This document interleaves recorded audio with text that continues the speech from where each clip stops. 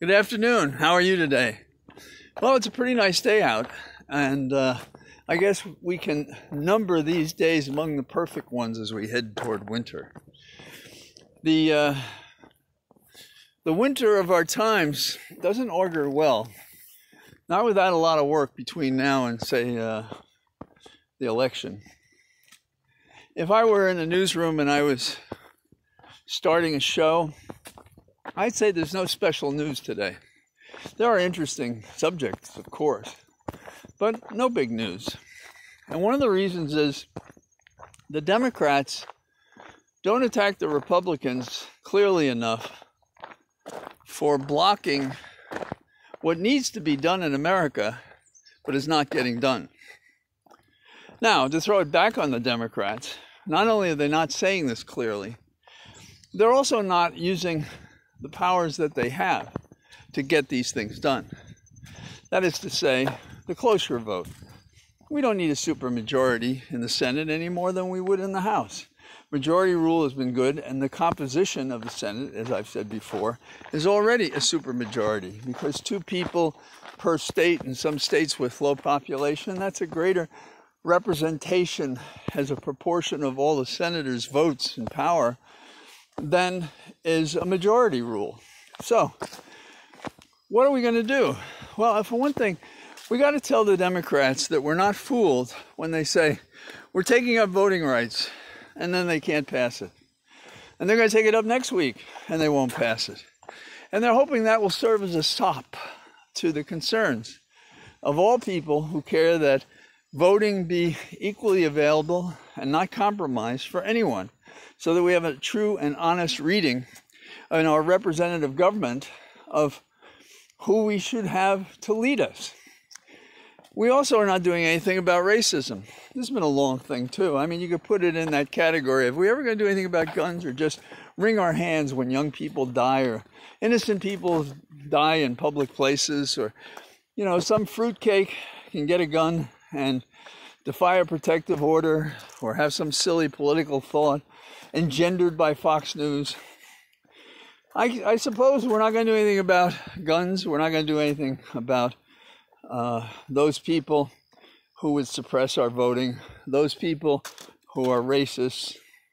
And as for infrastructure, this is hanging by a thread as well. So if you had an employee who did this, you'd say, what's the matter? And if the answer is not that, A, we can't get the Republicans to do their job, okay, fair point, but what can you do about it? Well, you can't get the S&M twins to do what they need to do, Sinema and Manchin. So that's part of it. Now, let's move into the political sphere of what's happening across the country. I've said before, and John and I have said on our show On the Level, that across the country, the Republicans are using school boards as a way to organize the people, to organize for the midterms, to organize for the general election. This is true in Virginia. I assume it's true in New Jersey, and it will be true any place in America because they were already doing this in a variety of places, just like happened with the Tea Party when Obama came into office. And now we're getting this reaction again because they are racist. They are white supremacists. They are intolerant of children who are transgender.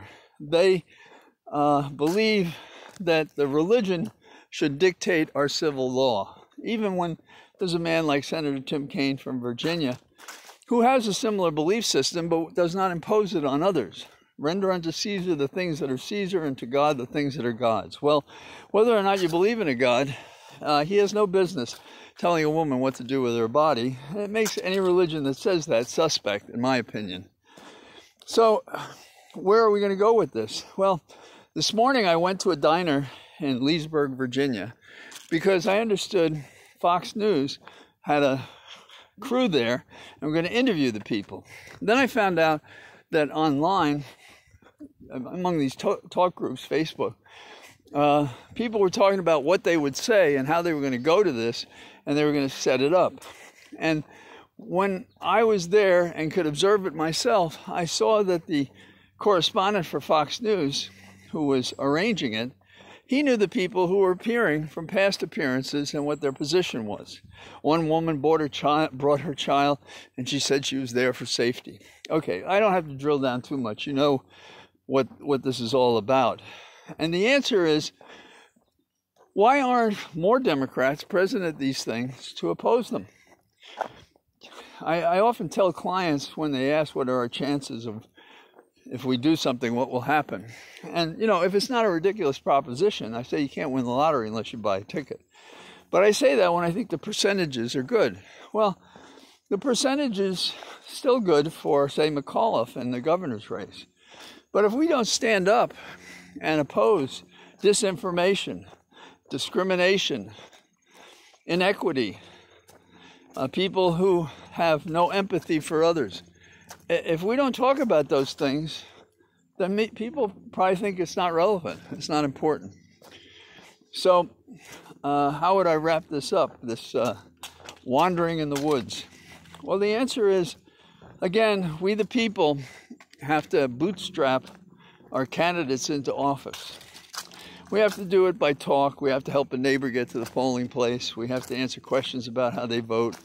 We have to give $10 in the final days.